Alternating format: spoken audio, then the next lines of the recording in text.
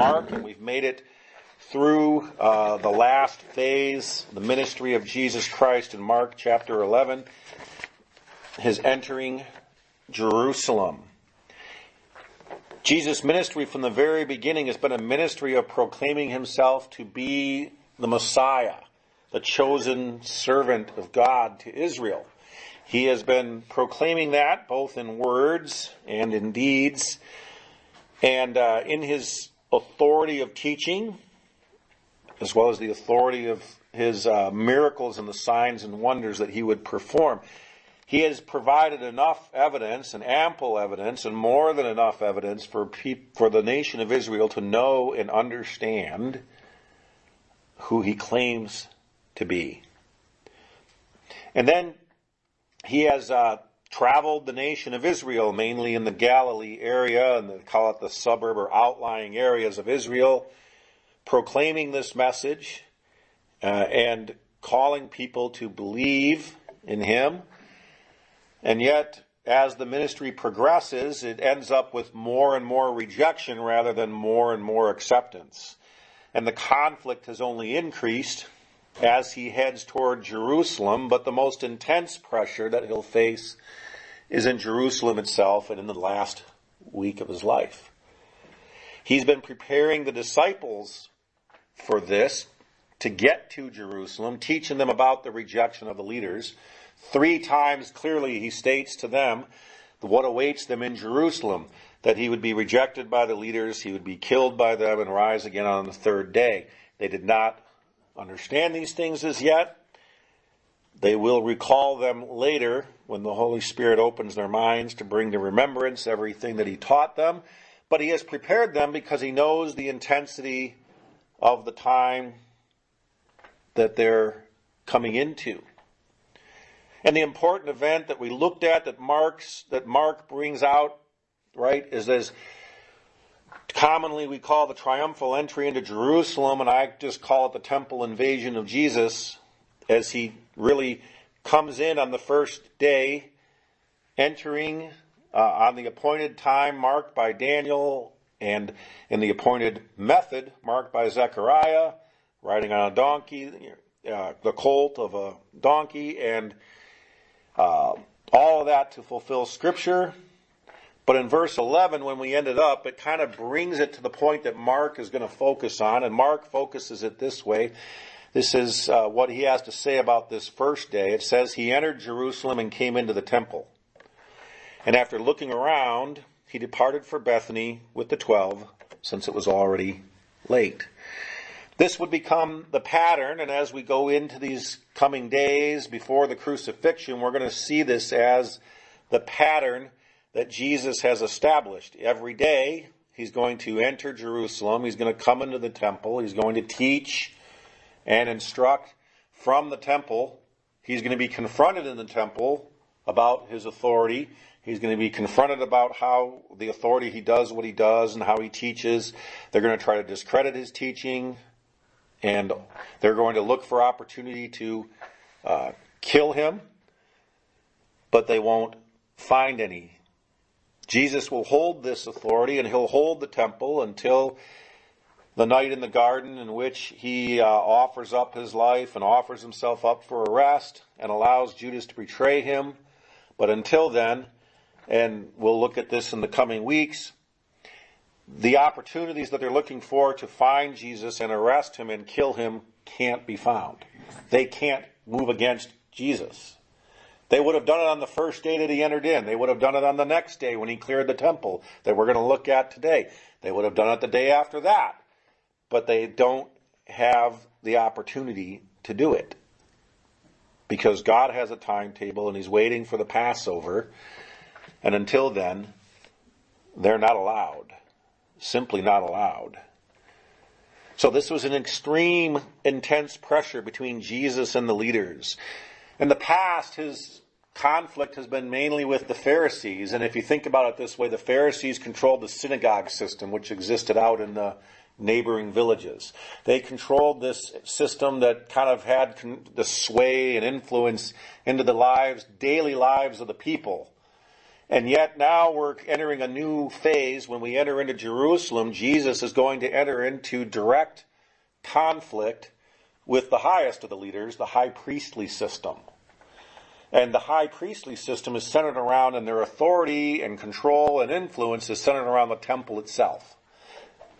For the major feasts of Israel, the Jewish people are commanded to come into Jerusalem on these events and participate in the feasts and the worship that takes place, that is supposed to take place at these times at the temple.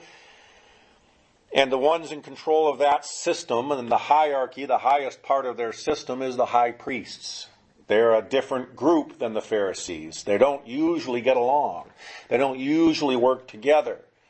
But in regards to Jesus, they'll find a common enemy where they will begin to work together, and they've decided to work together. So the temple becomes a focal point, and Mark, I think, as we'll look through the coming weeks, is going to bring that out. And it starts with a miraculous event on the second day, starting in Mark chapter 11 and verse 12. And there we're going to see a figurative illustration of the coming end of the temple system. Jesus is going to use a curse, to illustrate and to draw attention to the coming end of the temple system. Make no mistake, Jesus is directly attacking their temple system.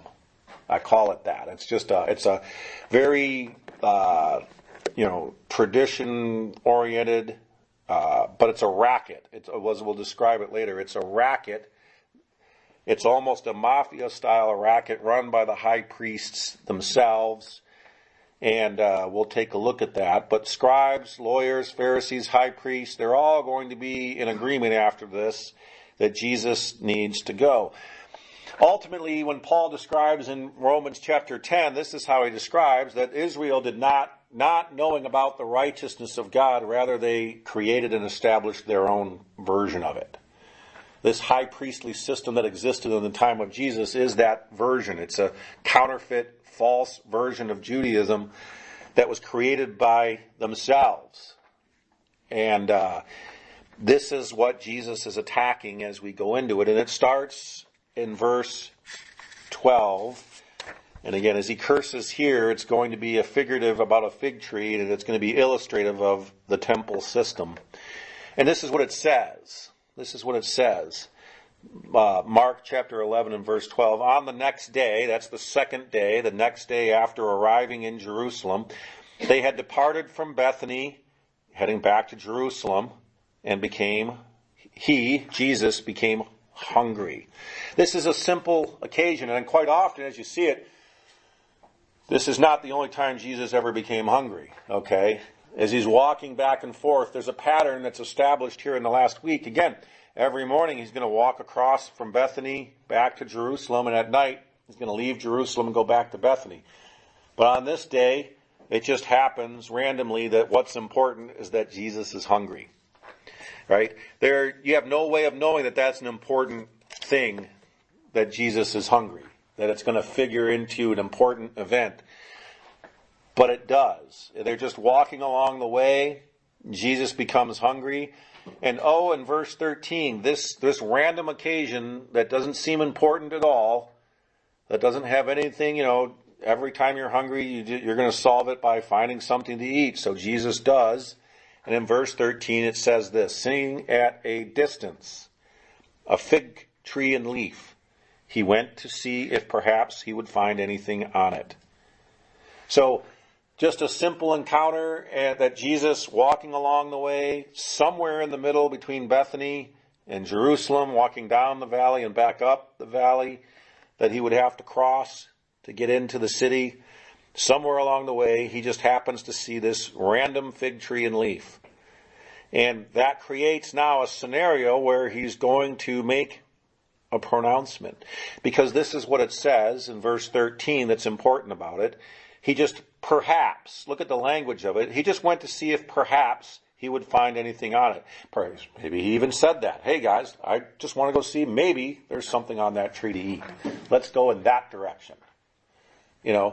We've seen it before where the disciples along the way, they have these conversations that seem harmless and they turn into a lesson. And here's another one from Jesus. He uses this time being hungry as a lesson. And it says at the end of verse 13 that when he came to it, he found nothing but leaves, for it was not the season for figs.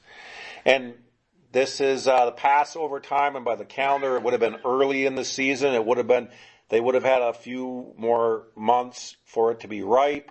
They could have found the beginning of the fruit. They could have been something on it, but it's still early in the season for figs. That's the time that would have been around the Passover. You would have had a few more months before they would have been ripe and ready to, eat off of the figs. But it's just Jesus comes and he knows this. In his sovereignty he knows this, but it just describes it in a way that perhaps we'll find something, but in the reality when they get there, they found nothing but leaves. And it's not about the fact that the fig tree has no leaves. It's about what Jesus has to say about it that really becomes important. And this is what he says. In verse 14, he answered and said to it, "May no one ever eat fruit from you again." That's a bizarre statement to make, You think about the fact that they're early in the season, it's not quite the time for figs, and he walks up to a tree and it doesn't have any fruit, which you should expect it not to have any fruit, but he makes a statement that just doesn't fit. This probably would not be the normal thing to say when you just don't find any fruit on a tree, that you would curse it this way and say this kind of a thing, that you never again will anybody eat off of you, right?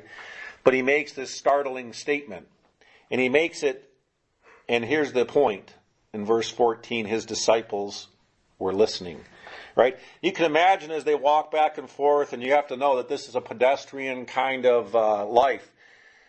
If you're not where you're supposed to be, you're walking somewhere. And that's the mode of transportation. So you do a lot of walking, and you probably don't always pay attention to what people are doing or saying along these trips. They have all kinds of conversations. But here, Jesus walks up to the fig tree looking for something to eat. He makes this pronouncement, but it draws the attention to this, that his disciples were listening. We talked about listening this morning. Hopefully that's the kind of listening. But it just says that this, right? They paid attention to what he said. It drew their attention. They wanted to know, well, this must be a unique statement that Jesus makes, because this is not a normal statement. Why would he say this? We don't know why he would say this. They don't have a context for it. Why would Jesus get so upset about a tree? Is it about the fig tree? Seems like it's a little bigger than the fig tree. Why would he get so mad at just a tree? But he makes a statement that makes it sound like, you're upset, you're bothered, right? You wouldn't say this if you weren't bothered. And he makes a statement that they have to think about. It causes them to do the real style of listening, to analyze it. What does he mean? There's got to be a point to this. He wouldn't just say it. So they're listening. They're waiting to figure it out. Maybe like the parables, they're hoping he'll explain it. But they've got it tucked away in their mind. They're going, there's something about this statement that Jesus made. We're going to get to that because he brings it up after, but he's walking along the way. We have to wait until he's walking back later to find out. But the point is, again, that this is a statement that sounds like a pronouncement. It's a curse, as they'll call it later. Jesus pronouncing a curse on this poor tree. But he does it. Now, as you tuck that away like the disciples have to do, they have to tuck that away for later because they don't have an answer, and we'll wait for the answer ourselves. We got to get to verse 15 because it begins to bring context to that statement. So in verse 15, this is the cleansing of the temple. When they entered into Jerusalem, they came and entered the temple. Now we get some context. Jesus is going to build for us a context about this curse, and later on we're going to connect the two things together. But now the cleansing of the temple, and if you've ever thought about this, it's usually understated or missed, I'll say the lower expectation about what it really is. It's a more amazing event if you kind of get the size and scope of what's happening when Jesus does it. It says they came, let's just read verse 15 and then we'll understand it. It says they came to Jerusalem, and he entered the temple and began to cast out those who were buying and selling in the temple. And he overturned the tables of the money changers and the seats of those who were selling doves. And he would not permit, verse 16, would not permit anyone to carry goods through the temple. Now that sounds pretty forceful in and of itself that Jesus would do this.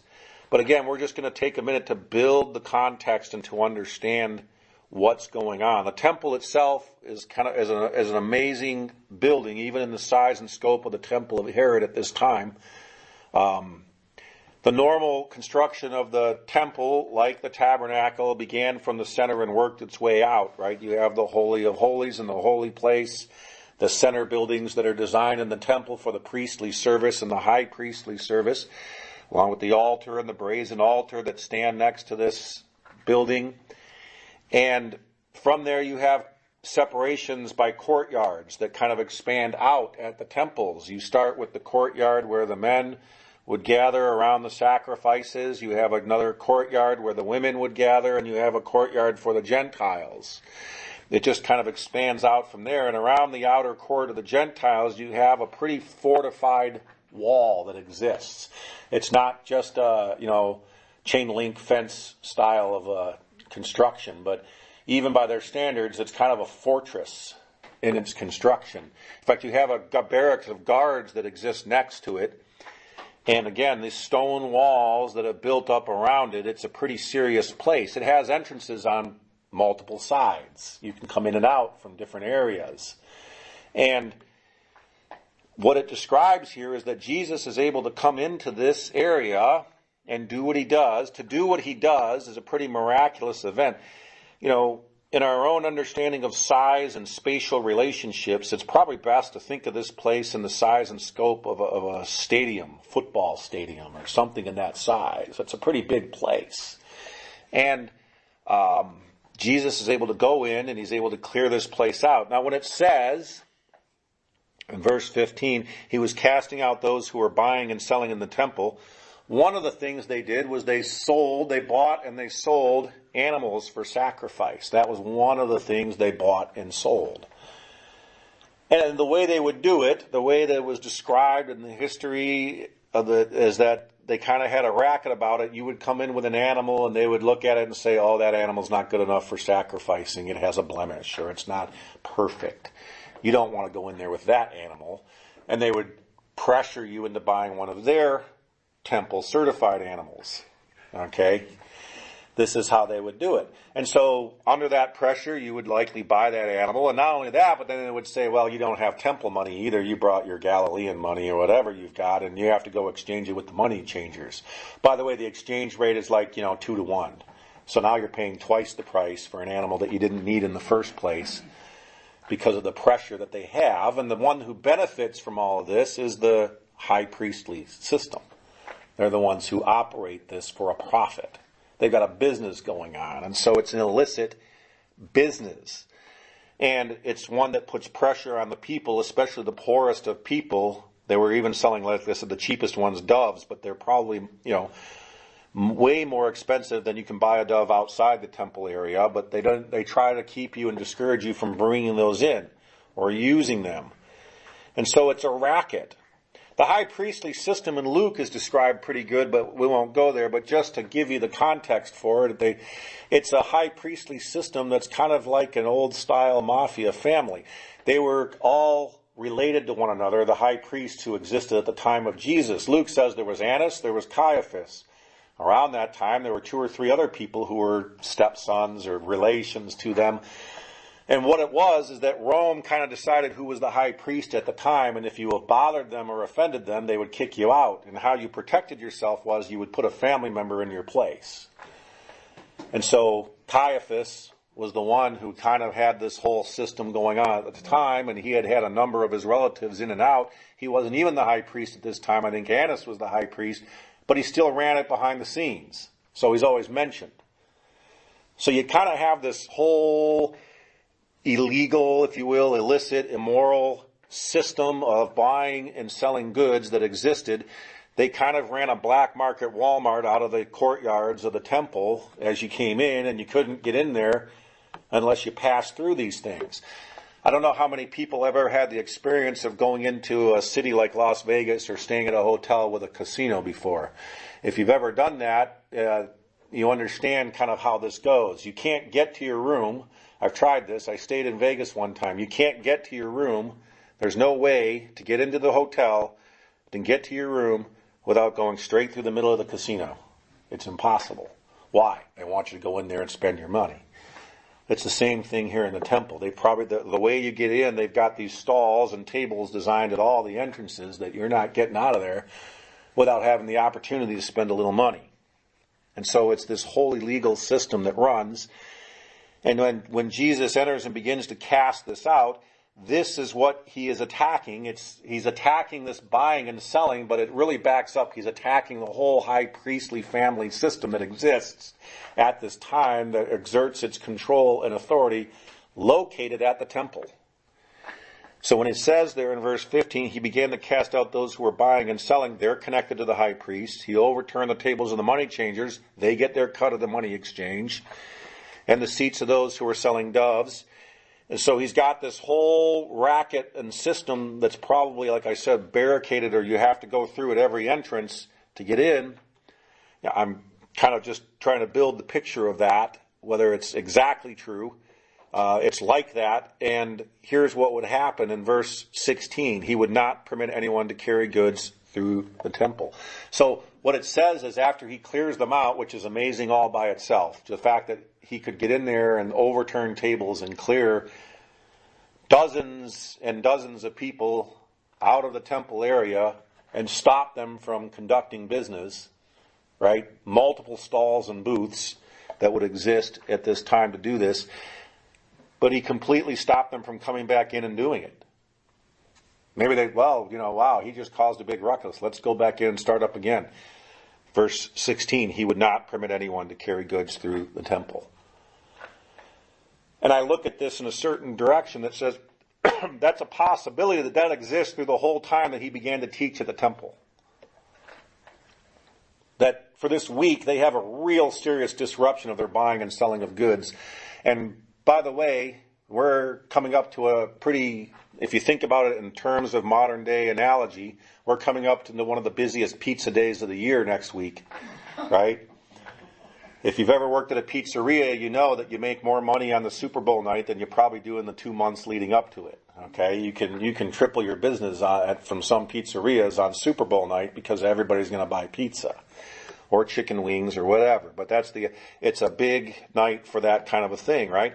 Passover is like that. If you're buying and selling lambs and you've got your biggest day of the year coming up, Passover, and you've possibly been hiring extra shepherds and buying extra sheep and hoping to sell them all through this time at the temple, and somebody just kind of put the brakes on that, and you've got all these sheep sitting outside waiting to come in by the end of the week, you're a little stressed. You might be looking at a supply chain issue that exists, a divine supply chain problem, that they can't get the goods where they need to be. It's that kind of a serious nature that Jesus comes and invades the temple and overturns these tables, and in verse 16 it just stops them from coming back in. He would not permit them. You're going to come back in? No, out. How does one man do that in a place the size of the temple with multiple entrances? It's a divine, miraculous power through Jesus. It's not just a human ability. It's beyond human ability to do what he's doing and to take control of this temple area the way he's taking it. He has usurped the authority of these leaders and established his own in this area, whereby divinely, in verse 16, they couldn't come back in. So you have a pretty serious, miraculous ability of Jesus to be able to do what he did. And then we pick it up in verse 17. And he began to say to them, "Is it not written that my house should be called a house of prayer for all the nations? But you have made it a robber's den." And again, that description of a robber's den sounds serious until you think about, again, the scope of what kind of immoral operation was going on at the temple, and he's telling the truth. It's a den of thieves. And he's calling it out exactly what it is. The temple itself, established by Solomon, and even at the time when Solomon would talk about the temple, he talked about the fact that the other nations would see the temple as a place where God's presence dwelled. He talks about the fact that there are people outside the nation of Israel who would pray, and perhaps God would answer their prayers to establish in their lives that God, the God of Israel, the God of the temple, was genuine and real, and they would seek him in the place that they were at, seeing his presence exemplified by the temple. And so the temple, as it says, a house of prayer to all the nations. And this they have turned into something illegal and immoral and criminal. And Jesus calls them out, and he stops their business cold. So they're shocked, to say the least. They're shocked. And in verse 18, this is what they say. Verse 18, the chief priests and the scribes heard this and began seeking how to destroy him, for they were afraid of him. For all the multitude was astonished at his teaching. Right? So you have now established this fact that what Jesus did when he came into the temple shocked them and made them very afraid of him, because he completely disrupted their whole system established at the temple for coming in and worshiping. In fact, it's described this way. They're ready to kill him because they're turning everything upside down and stopping their profit, stopping their business, stopping their racket. And they want him gone. They want to get back to business. This is how it's described in John chapter 11 and verse 48. John chapter 11 and verse 48 says this. It says, "If we let him go on like this, all men will believe in him. The Romans will come and take away both our place," that's their status, their position, their business, their racket, and our nation. They're concerned that this whole system that we've got going that's good and lucrative for us, if he disrupts it like he's doing, Rome may come in and put an end to it for good. We'll be out of business. They're concerned about their wealth, their status, their position. It's all tied together and centered on the authority that exists for them at the temple. At the temple. Without the temple, they don't have the status and the authority and the position. The temple, connected to their idea and existence of God, they're using for their own personal profit and gain, saying that this is how you worship God. They've established their own form of righteousness, not knowing about his own. So it says they began to seeking how to destroy him. And this is in direct connection to what? For clearing out the temple. For stopping everything that's going on there. They want to get back to business. They want to get rid of him and get back to the way things were. They don't want him interrupting and disrupting their lives and their business and their status and their profit. Their place. But, as it says, they were afraid because here's a pressure that's going to be used by God. The multitude was astonished. Remember, they said, if he goes on like this, all men will believe in him. We're going to lose everything. They're seeing a real threat, a serious threat in Jesus, and they want to deal with it. But they can't. Because this is what it says in verse 19. Whenever evening would come, they would go out of the city. That's a pretty simple statement. It's just telling you how it worked. What would Jesus do every evening? When he's at the temple teaching every day, every night he would go out. And it's one of the ways that God uses to stymie the leaders from destroying Jesus, I said it earlier on, they would kill him if they could, but they can't find him. When he left the city every night, they had no idea where he was at. They were asking around in the Gospel of John, if anybody knows where he's at, tell us where he's at. We'll go find him at night. We'll put him away. We don't want to do it during the day because we're afraid of the people. But we'll certainly do it at night. The problem is they can't find him at night. Every night he would go away and go out of the city so that they can't find him. He would come back every day and he would begin teaching as he's going to do. So he's going out of the city in verse 19. And the next day, we pick up in verse 20, it says, as they were passing by in the morning, they saw the fig tree withered from the roots up. And being reminded, Peter said to him, Rabbi, behold, the fig tree which you cursed has withered. It's just a simple statement with no explanation whatsoever about what the fig tree means. But what it says, if you just connect the dots here, is that in verse 20, they were passing by, they saw the tree. In verse 21, Peter was reminded of what? We were listening to him about this fig tree, right? That's what it says at the end of verse 14. His disciples were listening. So the next day, Peter is reminded about what they were listening. We heard him curse the fig tree. We heard that statement that he made. Now they're seeing that it actually happened. Another miracle, right? A tree doesn't wither from the roots up overnight.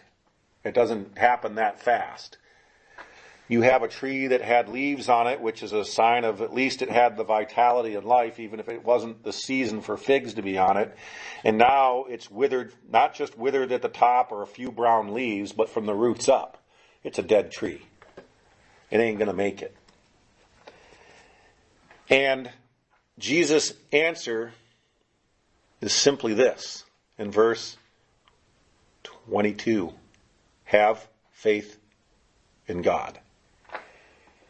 That's a curious answer for a fig tree being withered from the ground up. I'm going to try to provide a little context. And here the fig tree is an illustration, which we're going to explain in a minute. But all the events that have been leading up to Jesus' entry into Jerusalem, Jesus has been preparing his disciples for. And here now he's invaded the temple area and shut down the normal operation, turning everything upside down. How is it going to play out? How are things going to work?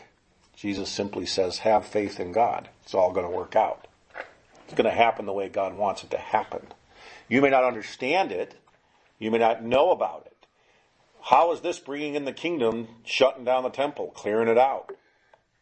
Jesus simply says, have faith in God. Have faith that it's going to work out. Have faith that this is a part of God's plan.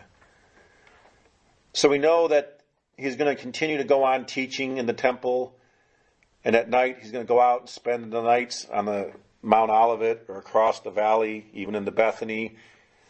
He's going to be in places they can't find him. But here, maybe just one more context for understanding this parable and how it fits. Turn to Luke chapter 13. You see a similar parable about a fig tree. It provides a little more context. Starting in verse 6, Luke 13 in chapter 6, it says, he began telling this parable. A certain man had a fig tree which had been planted in his vineyard, and he came looking for fruit on it and did not find any. And he said to the vineyard keeper, behold, for 3 years I have come looking for fruit on this fig tree without finding any. Cut it down. Why does it even use up the ground? So you have, and maybe just think about this, right? The context here, he's been looking for fruit on this tree for how long does it say? 3 years. What is the length of the ministry of Jesus? 3 years. How long has he been looking for fruit on this tree? 3 years, and he's found nothing. He's ready to cut it down. This is the response. It says, he answered and said, let it alone, sir, for this year too, until I dig around it and put in fertilizer. And if it bears fruit, fine. If not, cut it down, right? So you have a pronouncement of judgment that it extends by a little bit the timetable of this cutting down of the fig tree, right? It extends it beyond the 3 years and says, let's give it another little bit of a chance, right? But in reality, it's just a sign and a parable of the coming judgment of this fig tree, which is representative of Israel, that he's looking for fruit in the nation of Israel for 3 years, not finding any, and the pronouncement is to cut it down. So if you think about it in context with this, just make a little bit of a connection to the fig tree that is cursed. Jesus is going into the temple, and he pronounces a curse on this fig tree. He clears it out, and when they come back, they find it withered. He's cleared out and emptied the place. I think the parallel is this represents his clearing out of the temple and pronouncing this curse on the temple system itself. He's really saying that this is no longer going to be in place. It's not going to continue. Literally, he clears it out for the time he's on earth, and what will take place historically is that in 70 AD, it's going to end permanently. And this curse is just an illustration. The disciples get to hear it and see it and remember it, that he pronounced this curse, and it's connected to his cleansing of the temple. It's connecting to his attack on this temple system of the den of robbers, those who run it, that it's not going to continue any longer. It doesn't happen overnight. It has an extended time. But he's going to, he pronounces this curse as literally on the tree and figuratively to Israel because of their rejection and no fruit found in them. So you have, again, in Mark, this whole point that Jesus is going to remove the status and position of Israel connected to the temple that is going to happen because of their rejection of him. And it's going to bring in a time in which later on they'll work toward, we've been looking at the book of Acts in the morning, that it brings in the time of the Gentiles, and the church begins to move from a Jewish church to a Gentile church and following and believing in Christ.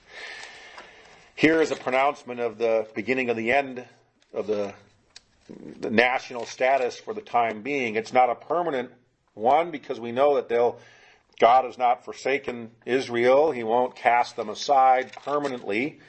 Romans chapter 11 really brings that out, right? He says, I don't want you to be uninformed about this mystery, lest you be wise in your own estimation, that a partial hardening has happened to Israel till the fullness of the Gentiles has come in. But this curse is connected to that hardening. It's the time for them to be put aside. And because of their immoral and criminal behavior and using the temple and controlling the people and keeping them from the truth, Jesus pronounces this curse. It's not permanent because we know that even in Romans like 11:23, he uses the very illustration of olive trees. Again, plants grafted in and grafted out. And he encourages, like in verse 23, it says, they also, referring to Israel, if they do not continue in their unbelief, will be grafted in, because God is also able to graft them in again. There'll be a time they'll come back in and be grafted in. They'll have that time of seeing Christ and believing in Christ, but Jesus is pronouncing this curse and attacking this Jewish system and pronouncing the end of it. And he's going to keep that literally until they kill him and try to get back to business as usual.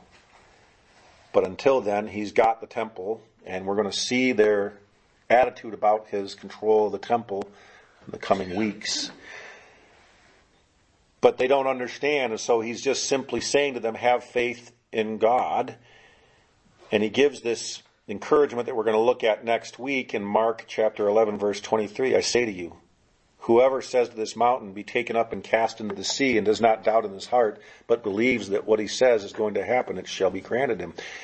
You're going to believe the promises of God. You're going to understand, even to the point you think that you can put a mountain into the sea. Maybe that's figurative of just how difficult it looked ending the temple system. You're taking the most mammoth, monumental, controlling thing in the nation of Israel and dumping it in the sea. It's a mountain to get rid of. We'll look at more about that, but it's more about the power of the prayer and the power of trusting God next week. But this is what he's asking them. Remember when God in Habakkuk says, look among the nations and observe, be astonished and wonder, be amazed at how God can work. It didn't seem like one guy could come in and clear out this temple system, but he did. Right? He said, I'm going to do something in your days and you wouldn't believe it if you were told. And guess who didn't believe him when they were told? They're going to see and understand the amazing things that Jesus was doing. And again, at the end of Romans 11, when we talk about how God works in the nation of Israel and how he puts them aside and how he brings them back in and how all these things are going to work, it's the depth of the riches of the wisdom and knowledge of God. It's an amazing thing. And we give praise to him for it. So let's close our time and just give thanks to the Lord. Father, we do thank you that you're in control and that we're not. We just thank you for being able to trust you in these things. Help us to lean on your promises, believe what you say, have faith that, Lord, you can turn the world upside down and do amazing, impossible things that we can't even comprehend. Let us believe and trust in that. We just want you to display yourself in the world. We want to participate and be a part and just trust you in how the outcome will be. And we give thanks and praise to you in the name of your Son. Amen.